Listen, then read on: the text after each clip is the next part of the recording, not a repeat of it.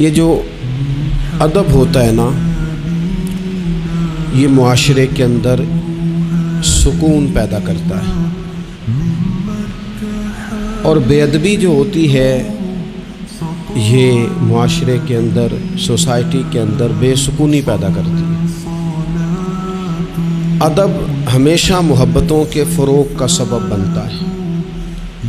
بے ادبی، بے باکی، اپنی زبان کا تیزی سے استعمال کرنا، یہ نفرتوں کا باعث بنتا ہے۔ ادب کرنے والے لوگ جو ہوتے ہیں ان سے ملاقات کر کے محسوس ہوتا ہے کہ یہ ادب والے نہیں، صرف ان کی کسی نے تربیت بھی کی ہے۔ اور بے ادبی، توہین، کسی شخص کے لیے ہتک لہجہ اختیار کرنا، یہ بتاتا ہے کہ شخص غیر تربیت یافتہ ہے۔ آپ جب ادب کرنے والے ہو جاتے ہیں، پیار کرنے والے ہو جاتے ہیں، تعظیم کرنے والے ہو جاتے ہیں، تو آپ نا معاشرے میں سکون پیدا کرتے ہیں۔ میٹرک کر کے، پی ٹی سی کر کے کوئی آدمی اسکول میں ٹیچر لگ گئے تھے، ایک شخص نے ان کے پاس تعلیم حاصل کی، پرائمری میں ان کے پاس پڑھا، پھر بعد میں اس نے ماسٹر کی ڈگری لی، پھر اس نے ایم فل کیا، پھر اس نے پی ایچ ڈی کی، پھر ایک بہت اونچی پوسٹ پر وہ آفیسر ہوئے، ایک بہت بڑی گاڑی اللہ نے انہیں دے دی۔ اتفاق ایسا ہوا کہ ایک دن وہ اسکول ٹیچر اپنی سائیکل پر، ریٹائر ہو گئے ہیں لیکن کوئی بڑی تنخواہیں نہیں ہوتی تھی پرانے زمانے میں اساتذہ کی، اب تو پھر بھی کچھ حوصلہ افزا معاملات ہیں۔ تو وہ ٹیچر اپنی سائیکل پر سمجھیے آ رہے ہیں گاؤں سے، اور ان کا وہ شاگرد جو کبھی کسی سن میں ان کے پاس پرائمری میں شاگرد رہا، وہ بھی آ رہا ہے گاؤں واپس، لیکن وہ پجاروں پہ آ رہا ہے۔ وہ ایک بڑی گاڑی پہ، 1.5 کروڑ کی گاڑی پہ بیٹھا ہے، اور وہ گاؤں آ رہا ہے شہر سے۔ اس نے جب سامنے دیکھا نا میرے استاد صاحب آ رہے ہیں، اس نے گاڑی روک دی، نیچے اترا، استاد جی کو سلام کیا، پھر کہا استاد صاحب یہ بچہ جو ہے نا یہ آپ کا سائیکل لے آئے گا، میں آپ کو اپنی گاڑی پہ نہ لے جاؤں جہاں آپ نے جانا ہے، پھر میں گھر چھوڑ دوں گا۔ استاد صاحب نے جانا اپنی سائیکل پہ ہی ہے، شکریہ ادا کیا، دعائیں دیں، بیٹھے اپنی سائیکل پہ ہی۔ اس نے نہ نذرانہ دیا انہیں، نہ تحفہ دیا ہے، نہ پیسے دیے، نہ ان کی پینشن میں اضافہ کیا ہے، نہ انہیں بڑا گھر لے کے دیا ہے۔ کیا کیا اس نے؟ ادب کیا ہے۔ اس نے اپنے استاد کا احترام کیا ہے، اس نے ان کی تعظیم کی ہے۔ نتیجہ اس کا کیا نکلا کہ استاد صاحب جب دوبارہ اس سائیکل پہ بیٹھتے ہیں نا تو انہیں محسوس ہوتا ہے میرا سائیکل تو پجاروں سے مہنگا ہے، اس لیے کہ پجاروں والے تو اتر اتر کے سائیکل کو سلوٹ کر رہے ہیں۔ انہیں یہ فیل ہوتا ہے کہ یہ مہنگا ہے۔ جب آپ کسی کو احترام دیتے ہیں، کسی کی قدر کرتے ہیں، کسی کے ساتھ آپ کا رویہ عقیدت والا ہو جاتا ہے، تو اس کا لازمی نتیجہ یہ نکلتا ہے کہ سوسائٹی میں سکون پیدا ہوتا ہے۔ دو قسم کے بچے ہوتے ہیں، ایک بچہ وہ ہوتا ہے جس سے ماں باپ بات نہیں کرتے، کوئی کام نہیں بتاتے، کوئی گفتگو نہیں کرتے، وہ کہتے ہیں اس کو تمیز ہی نہیں ہے بات کرنے کی، پتہ ہی کوئی نہیں کیا کہہ دے گا۔ وہ بیٹا ہے، وہ ہو سکتا ہے اس کی وہ کسی کے سامنے شکایت نہ کرے، لیکن وہ اسے کوئی کام نہیں بتاتے۔ ایک بچہ ایسا ہوتا ہے جس پہ ماں باپ سارا ہی بوجھ رکھ دیتے ہیں، انہیں پتہ ہوتا ہے کہ میں نے جو اس نے کہنا ہے وہ اس نے کر دینا ہے۔ اب وہ بچہ سکون دیتا ہے، ماں باپ اس کی وجہ سے اپنے دل میں راحت محسوس کرتے ہیں۔ ماں باپ بوڑھے تھے، وہ بچہ گھر آ گیا، دو رویے ہیں، آپ کو سمجھانے کے لیے چند مثالیں عرض کر رہا ہوں۔ ماں باپ بوڑھے ہیں، گھر میں غریبی ہے، بچہ ڈیوٹی سے آیا ہے، اب ماں باپ اسے کوئی کام کہنا چاہ رہے تھے، دونوں نے منصوبہ بندی کی ہے اور لفظ جمع کیے ہیں، اپنی سادگی میں کچھ جملے تراشے ہیں۔ بیٹا جب آیا تو بڑے دھیمے لہجے میں کہا پتر ہمیں تیرے وسائل کا بھی پتہ ہے، مسائل کا بھی پتہ ہے، تنخواہ کتنی ہے ہم جانتے ہیں، خرچے کتنے ہم جانتے ہیں، لیکن پتر ہم بھی تیرے علاوہ کس کو کہیں, تیری بہن غریبنی کو 10-20 ہزار کی ضرورت پڑ گئی ہے تو مہربانی کر اس کے ساتھ. اور بڑے دبے لفظوں میں, ڈر کے, محتاج جملوں میں. بچہ تو ایسے ہوا جیسے پہلے سے ہی تیار بیٹھا تھا, لاوا تھا, پھٹ گیا. کہنے لگا ابا جی آپ ہر وقت مجھے تکلیف ہی دیتے رہتے ہیں, اماں ہر وقت آپ کام بتاتی رہتی ہیں, بہن کو سمجھائیں نا آپ کہ میرے پہلے بڑے مسئلے ہیں, میں کہاں سے اسے پیسے دوں, آپ اسے کہیں. ماں باپ بیچارے ساری رات روتے رہتے ہیں, یار اس نے کیا کیا, نہ دیتا چلو وہ ڈھب سے جواب دے دیتا. ایک رویہ دوسرا ہے, بیٹا گھر آیا ہے, ماں باپ نے بات کی, کہا پتر وہ تیری بہن کو کوئی ضرورت تھی اور ہم تیرے مسائل وسائل دونوں کو جانتے ہیں, دل نہیں کرتا تجھے کہنے کو, لیکن پھر ہم تو اب عمر کے اس حصے میں ہے کہ مزدوریاں نہیں کر سکتے, تجھے ہی کہنا ہے. تو اگر تو محسوس نہ کرے تو کچھ رقم کی ضرورت تھی. تو پتر اٹھ کے قریب بیٹھ گیا ماں باپ کے, اور اس نے ہاتھ پکڑ کے باپ کا چوم کے کہا ابا جی مجھے آپ ڈر ڈر کے کام نہ بتایا کریں, آپ حکم کریں, میری جان بھی حاضر ہے. یہ 20,000 کی کیا بات ہوئی, آپ جتنے کہیں کہ میں بندوبست کروں گا.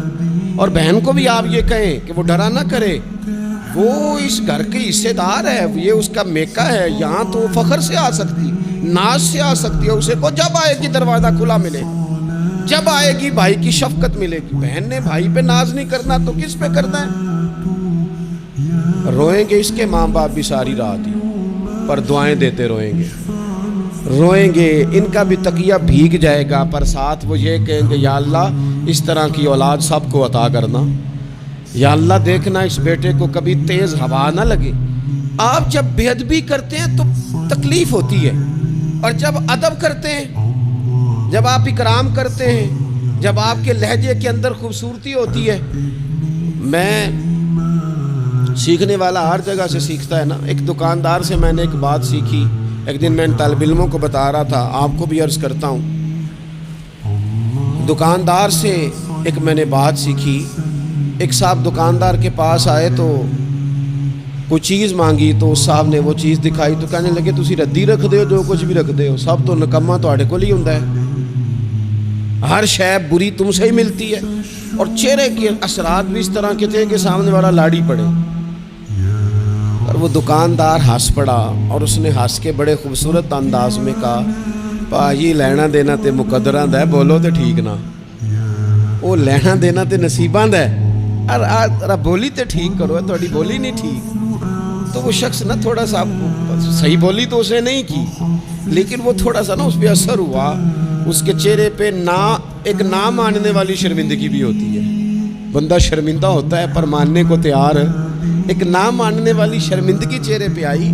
تو آپ جب ادب کے دائروں میں رہتے ہیں, جب آپ کا تعین اس طرح کا آپ اپنی زندگی میں طے کرتے ہیں کہ میں نے بے ادب نہیں ہونا, اور سامنے والے کا لہجہ بے ادبی والا ہو بھی تو نہیں ہونا, تو پھر آپ کچھ اور بن جاتے ہیں. میرے رسول پاک صلی اللہ علیہ وسلم نے ادب کی تلقین ان لفظوں میں کی کہ اس تلقین میں تاکید بڑی پائی جاتی ہے. اللہ کے حبیب نے فرمایا جو چھوٹے پہ شفقت نہ کرے اور بڑے کا اکرام نہ کرے اس کی سزا کیا بیان کی. فرمایا من لم یرحم صغیرنا ولم یؤکر کبیرنا, جو رحم نہ کرے ہمارے صغیر پر, اکرام نہ کرے ہمارے کبیر کا, ہمارے بڑے کا, اس کی سزا کیا ہے. فرمایا فلیس منا, وہ ہم میں سے ہے ہی نہیں, ہمارے میں سے نہیں ہے. وہ اس نے جو ادب کا خاص حسن ہمارے دین نے دیا ہے, جب اس نے فالو ہی نہیں کیا تو پھر وہ ہم میں سے. اور ادب سے مراد صرف خوشامد کرنا نہیں ہوتا. بعض لوگ سمجھتے ہیں کہ ٹھیک ٹھاک خوشامد کرو تو ادب والے ہیں ہم, اور بعض لوگوں کو خوشامد کا نشہ بھی لگا ہوا ہوتا ہے, تو خوشامد اچھی کریں تو وہ بھی کہتے ہیں بندہ بڑا با ادب ہے.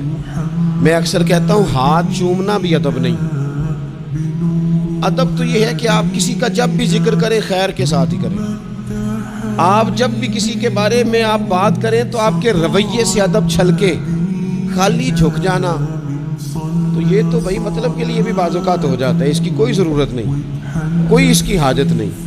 بہت سارے لوگ ایسے ہیں جنہوں نے ہمارے کبھی ہاتھ نہیں چومے، لیکن ہمیں صحیح طرح پتہ ہے کہ جو کہیں وہ مانتے ہیں۔ نیرا ہاتھ کا بوسہ لینا اور نیرا جناب سلوٹ کرنا اور سامنے آنا تو کہنا بلے بلے، اس سے بعضوں کا تکلف پیدا ہوتا ہے، مزاج کے اندر بعضوں کا شدت پیدا ہوتی ہے، اس کی ضرورت نہیں ہوتی۔ ادب ہمیشہ، اور ادب کے بڑے دائرے ہیں۔ اب صحیح بخاری میں حدیث ہے، استادوں کے مقابلے میں مسئلہ نہیں بتانا چاہیے، یہ بھی ادب ہے۔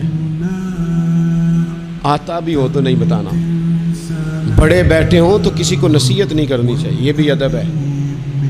صوفیاء تو یہاں تک فرماتے ہیں کہ شیخ بیٹھا ہو تو تسبیح نہ چلاؤ، وہ تمہیں نصیحت کر رہا ہے، تم تسبیح چلا رہے ہو، تم اسے بتانا چاہ رہے ہو کہ میں تو نیک آدمی ہوں، تو باتیں کر رہا ہے میں اللہ اللہ کر رہا ہوں۔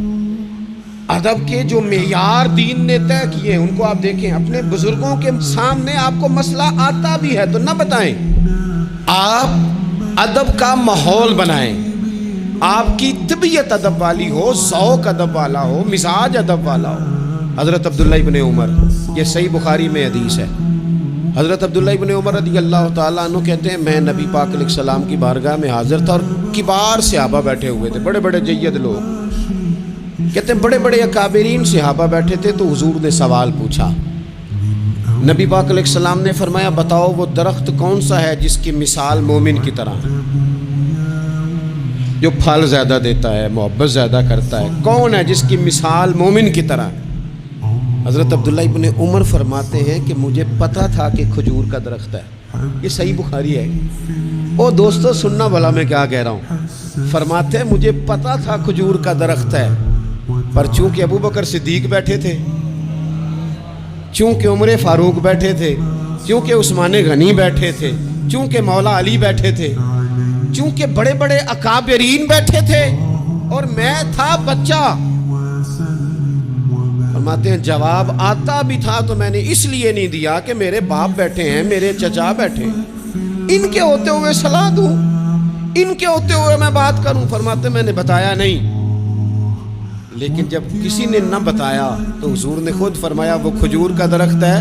فرماتے ہیں میرے دل میں خیال آ گیا کہ میرے ذہن میں جو جواب تھا بالکل ٹھیک تھا، دیا کیوں نہیں، بتایا کیوں نہیں؟ جواب آتا تھا پھر بھی نہیں بتایا، اس لیے کہ بڑوں کا ادب قائم رہے، بڑوں کا مزاج قائم رہے۔ لیکن یہاں تو بھائی استادوں کے ہاتھ سے 1 منٹ میں نکل جاتا ہے سارا کچھ۔ شاگرد کہتا ہے میں بتاتا ہوں نا استاد جی تو گوگل چلاتے نہیں، اور میں تو گوگل کا مفتی ہوں پورا، میں نے تو مسئلہ نکال بھی لیا ہے، میں ابھی میں نکال کے دیتا ہوں۔ یہاں تو عبارتیں ٹھیک کرا رہے ہوتے ہیں طلباء اپنے اساتذہ کی، یہاں تو مرید کہہ رہے ہوتے ہیں کہ آپ مجھ سے رائے لیں، میں آپ کو بتاتا ہوں کہ پیری مریدی صحیح کیسے چلتی ہے، میں بتاتا ہوں۔ آپ اپنی زندگی میں جب آداب لے آئیں گے، جب ادب لے آئیں، اور شدید ایمرجنسی بھی ہوتی تھی نا تو صحابہ ادب نہیں بولتے تھے، بعض اوقات ایمرجنسی میں ادب نہیں ہوتا،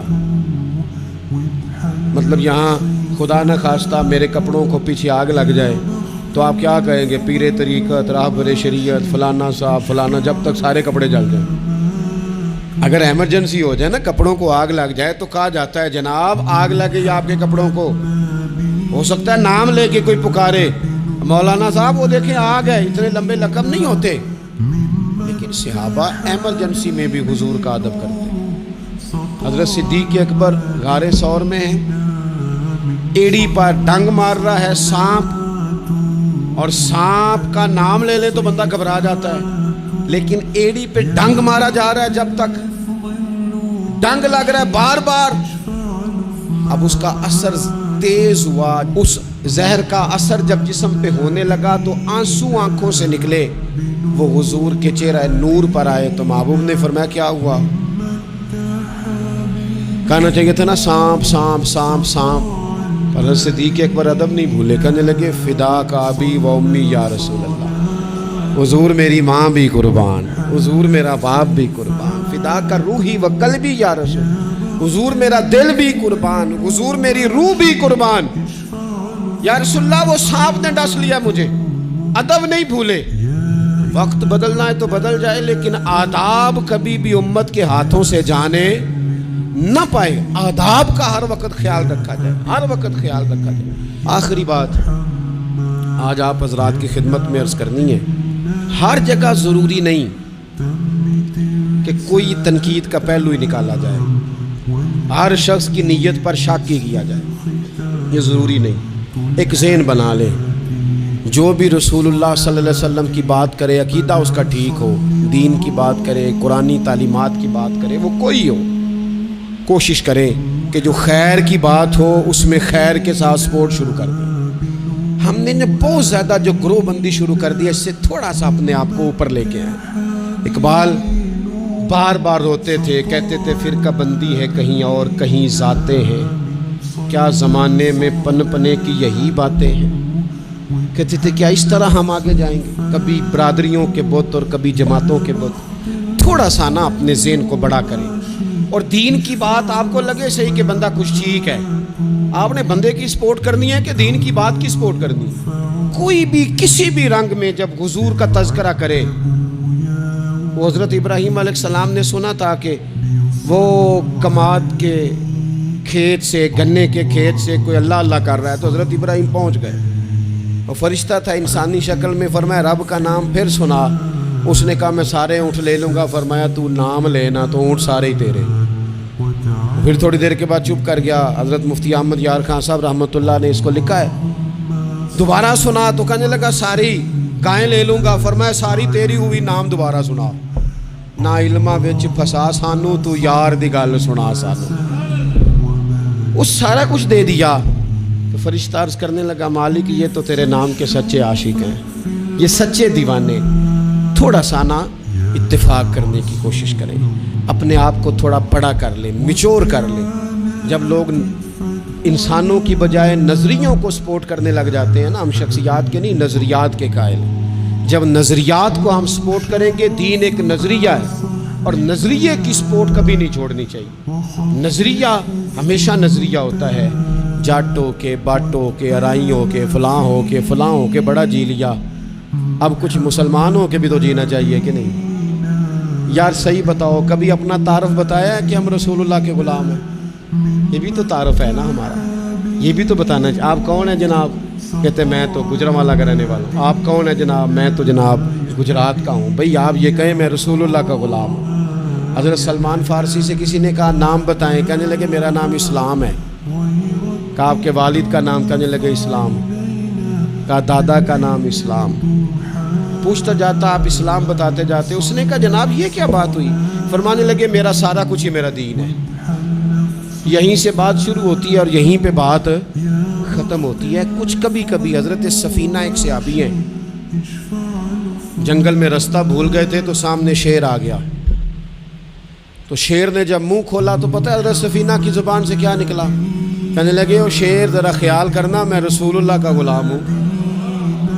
اس مقام پہ بھی یہی نکل رہا ہے کہ میں نبی پاک کا غلام ہوں۔ ایمرجنسی میں بھی جب کہا میں حضور کا غلام ہوں تو شیر نے دو ملانی شروع کر دی، قدم چومنے شروع کر دیے، شیر پیچھے ہٹ گیا۔ تو آپ کی زبانوں پر یہ بات جاری ہو کہ ہم نبی پاک صلی اللہ علیہ وسلم کے غلام ہیں۔ اللہ تعالیٰ مجھے اور آپ کو عمل کی توفیق عطا فرمائے۔